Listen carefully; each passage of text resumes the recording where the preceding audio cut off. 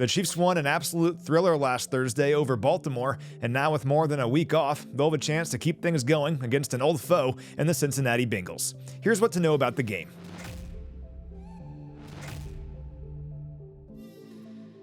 Now, the Bengals fell to the Patriots last week in one of the more surprising outcomes of Week 1. And really, New England won that game in the trenches on both sides of the ball. We'll start with the Patriots offense, which racked up 170 rushing yards against Cincinnati last week.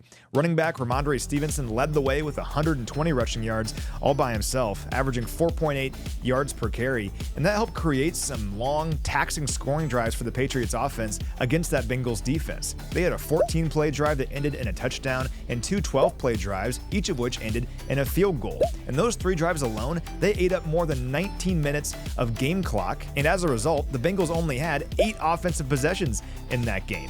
Now, I don't necessarily expect the Chiefs to play keep away here in this game. Look at last week against the Ravens. Their average scoring drive took only 3 minutes. But I do think a commitment to the running game is important. And keep in mind, the best game of Isaiah Pacheco's career so far in terms of rushing yards was against the Bengals last year in Week 17. He rushed for 130 yards in that game. So a similar effort on Sunday could wear out this Bengals defense like the Patriots did last week and also open things up in the passing game. Now, on the other side of the line of scrimmage, the Patriots' defensive front got after the Bengals last week. They sacked quarterback Joe Burrow 3 times, and while they only pressured him on 9 of his 35 dropbacks, his average depth of target when he wasn't pressured was only 4.5 yards downfield.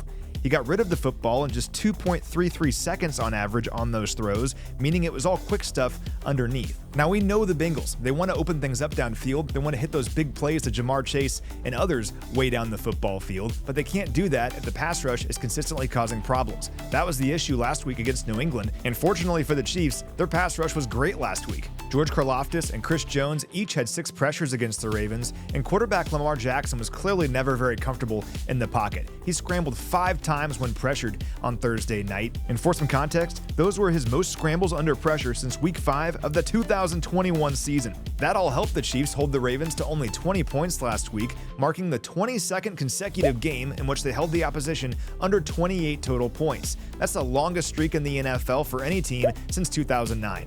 Now, one matchup to watch in this game is the battle between offensive tackle Kingsley Suamataia and defensive end Trey Hendrickson, one of the best pass rushers in the NFL. The Chiefs offense did some great things last week. Rashee Rice had 7 catches for 103 yards, and of course Xavier Worthy had 2 touchdowns on just 3 offensive touches. But Trey Hendrickson is the kind of player who can wreck a game, and the Chiefs have to contain him throughout this matchup. This guy had 79 pressures last year, the 11th most in the NFL, and 17.5 sacks, second most in the NFL behind only TJ Watt. He also had 6 pressures just last week. He's just one of those players you gotta know where he is at all times. So it'll be a challenge on Sunday, regardless of what happened last week to the Bengals. It's still Cincinnati. They still have Joe Burrow at quarterback, Jamar Chase at wide receiver, and Lou Anarumo calling the plays on defense. And it's always tough against these guys. 2 of the best teams in the NFL going head-to-head. But after securing an awesome win last week against the Ravens, beating the Bengals in Week 2 would be a great way to follow things up.